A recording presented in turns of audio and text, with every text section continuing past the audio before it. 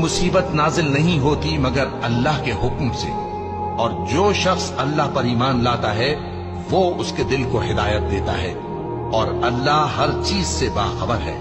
और अल्लाह की इताअत करो और उसके रसूल की इताअत करो। बस अगर तुम मुंह फेर लोगे तो हमारे पैगंबर के जिम्मे तो सिर्फ पैगाम का खोल खोल कर पहुंचा देना है।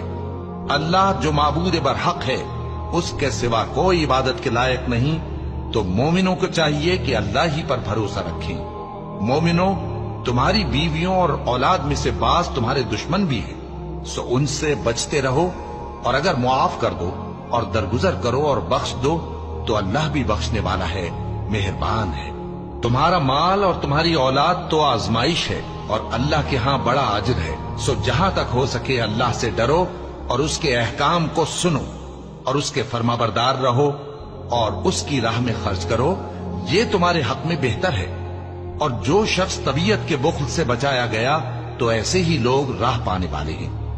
अगर तुम अल्लाह को नेक नियति से कर्ज दोगे तो वो तुमको उसका कई गुना देगा, और तुम्हारे गुनाह भी मुआफ कर देगा, और अल्लाह कद्र शनास है, बुर्दबार है, पोशीदा और जाहिर का जानने वाला है, गालिब है, हिकमत वाला है।